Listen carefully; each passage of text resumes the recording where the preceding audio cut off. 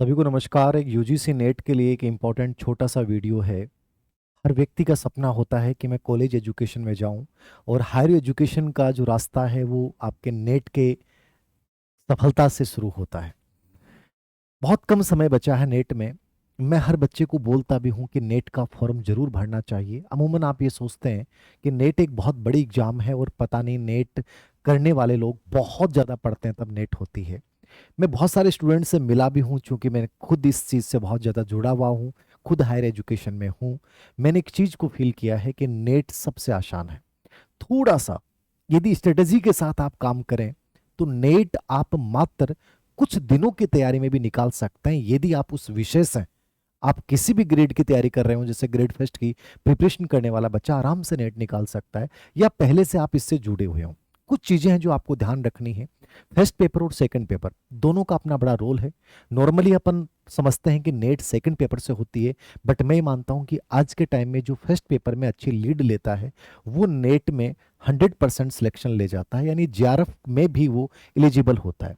ये जो 100 नंबर का पार्ट है आपका फर्स्ट पेपर का, ठीक है, नेगेटिव मार्किंग आपके कहीं है नहीं। यदि इसके पैटर्न को समझा जाए, पैटर्न हमेशा याद रखना बदलता है। 2024 के पेपर्स को आप जरूर देखिए। यद्यपि मैंने इसके लिए पहले भी सजेस्ट की है कि केवीएस मदान की जो बुक है वो मुझे बेस्ट किताब लगती है। यद्यपि ऑक्सफोर्ड की किताब भी इसके ऊपर अच्छी आती है, बट ये किताब ठीक है। लेकिन इस किताब से भी ज़्यादा इंपॉर्टेंट कोई चीज़ है वो ये है कि ये जो 10 यूनिट है आप लोगों की, इन 10 यूनिट में 2024 के जितने भी नेट के पेपर हुए हैं वहाँ पे प्रश्न कैसे आए उनका एनालिसिस करना। मैंने पिछले 6-7 दिन में जितने भी नेट के पेपर हुए उनका एनालिसिस किया, और मेरे दिमाग में एक विजन बना कि यहाँ यहाँ से इस बिंदु से प्रश्न पूछे गए। मैं चाहता हूं कि आप भी थोड़ी सी मेहनत करें इस चीज को लेकर कि नेट के फर्स्ट पेपर में मैं कैसे 80 से 90 के बीच में स्कोर करूं, और बड़े आराम से किया जा सकता है। ये जो 10 यूनिट हैं जिसमें से हर यूनिट में से 5-5% आपके अंतर्गत आएंगे, 50% टोटल आपके अंतर्गत आएंगे।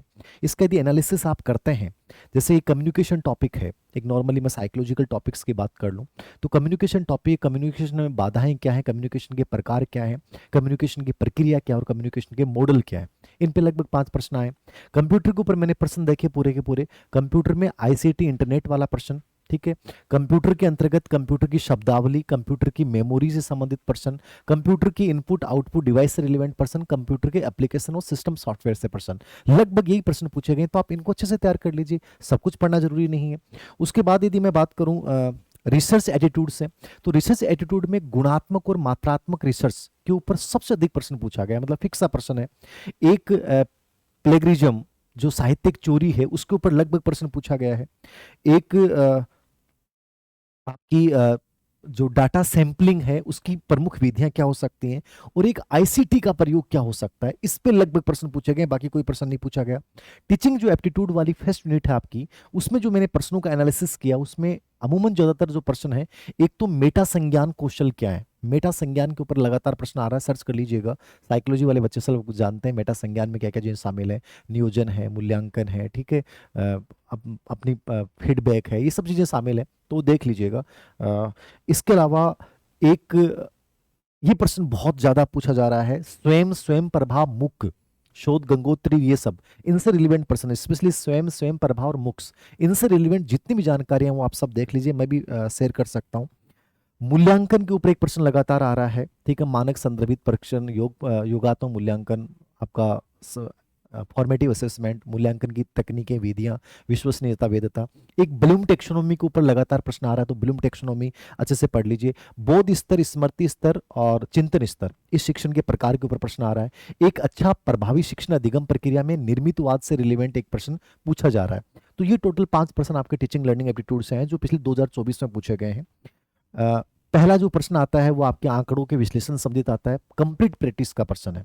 जितना प्रश्न, मतलब मैं मानता हूं कि यदि 20 घंटे आप फर्स्ट पेपर को आने वाले 10 डेज में दे देते हो, थोड़ा सा एनालिटिकली कि कहाँ कहाँ से क्या प्रश्न आ रहा है। अब आंकड़ों के विश्लेषण को 3-4 2024 के पेपर में शेयर कर दूंगा टेलीग्राम चैनल पे, उनका एनालिसिस कर लीजिए, ठीक है। लॉजिकल जो प्रश्न आ रहे हैं, तार्किकता पे अभ्यास वाले प्रश्न आते हैं, यदि जिसके समझ में आ जाएंगे तो अभ्यास से आएंगे, वरना नहीं आएंगे, ठीक है।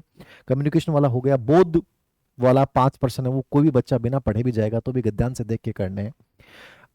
आईसीटी पे जो प्रश्न है मैंने बता दिए, इंटरनेट वाला और कंप्यूटर के एप्लीकेशन सिस्टम सॉफ्टवेयर और कंप्यूटर का इतिहास विकास से जुड़े हुए प्रश्न है कंप्लीटली। स्पेशली आईसीटी वाली चीज जरूर देख लेना।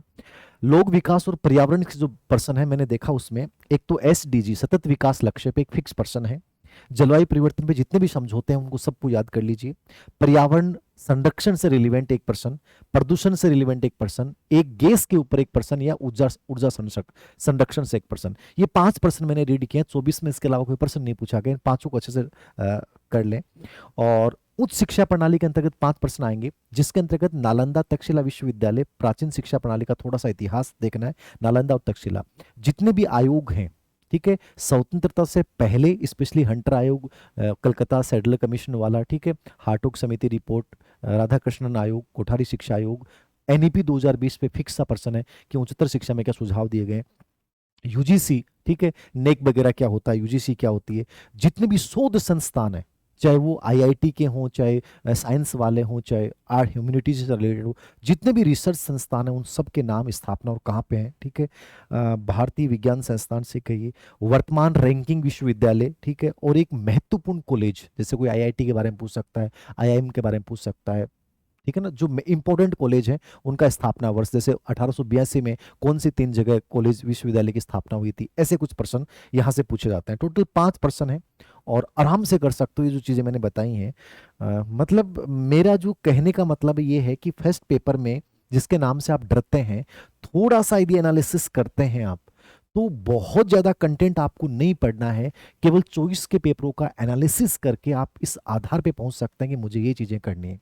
रही बात सब्जेक्ट की, तो मैं बहुत शॉर्ट एंड स्वीट बता दूं, आपने सब्जेक्ट का थ्योरी पढ़ा है नहीं पढ़ा हो, लेकिन एक ऑब्जेक्टिव यूथ कंपटीशन की बुक आपके पास होनी चाहिए, जिसमें टॉपिक वाइज, टॉपिक के आधार पे जो सॉल्यूशन पेपर है वो यदि आपके पास है, तो एक बार 10 दिन 15 दिन का जो भी टाइम बचा है उन पेपर्स को निकालिए। थ्योरी आपने नहीं पढ़ रखी कोई बात नहीं, उन पेपर्स को निकालिए। कोई पीसीएस के जो पेपर हैं उनको निकालिए। लगभग नेट के पर्सन ओल्ड रिवाइज्ड पर्सन आते हैं, और कॉन्फिडेंस रखिए, मैं कह रहा हूं नेट बहुत आराम से हो जाएगी। जिन्होंने फॉर्म भरा है उनको दे के आना है और पॉजिटिविटी से दे के आना है।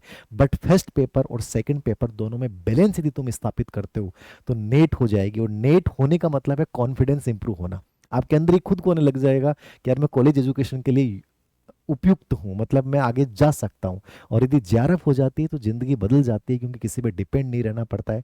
तो मैं तो यही कहूँगा, टारगेट लेके जाइए जेआरएफ का, थोड़ा सा पेपरों का एनालिसिस कीजिएगा, और बिना डरे यदि आप कॉन्फिडेंस से जाते हैं, चाहे आपने ग्रेड फर्स्ट की प्रिपरेशन क्यों नहीं की हो, आपने सिलेबस से 50% ही क्यों नहीं पढ़ा हो, नेट आराम से हो सकती है। यदि फर्स्ट पेपर को मैनेज कर गए तो जेआरएफ भी निकाल सकते हो। तो थोड़ा सा पीवाईक्यू बेस प्रैक्टिस करनी है, बस यही नेट का खेल है और कुछ भी नहीं है। इसको लेकर हम कुछ चीज़ें 4-5 पेपर भी उपलब्ध करवा देंगे आपको अपनी एजुकेशन ऐप के ऊपर। और जो पीवाईक्यू के जितने भी पेपर्स हुए हैं, मैं टेलीग्राम चैनल धीर सिंह धावाई ऑफिशियल DH5AV का लिंक आप देख लीजिएगा। उस पर हम कोशिश करेंगे कि मैं आपको ये उपलब्ध करवा दूंगा। बाकी ये चीज़ें खुद भी आप एनालिसिस कर सकते हैं, ठीक है ना। @DH5AV सर्च कर लीजिएगा, इस पर मैं डाल दूंगा। तो नेट जो भी बच्चे देने जा रहे हैं उनको खूब सारी शुभकामनाएं। कहीं किसी कोचिंग की जरूरत नहीं होती है नेट करने के लिए। कई बच्चे कहते हैं नेट के लिए कोचिंग कहाँ से करें।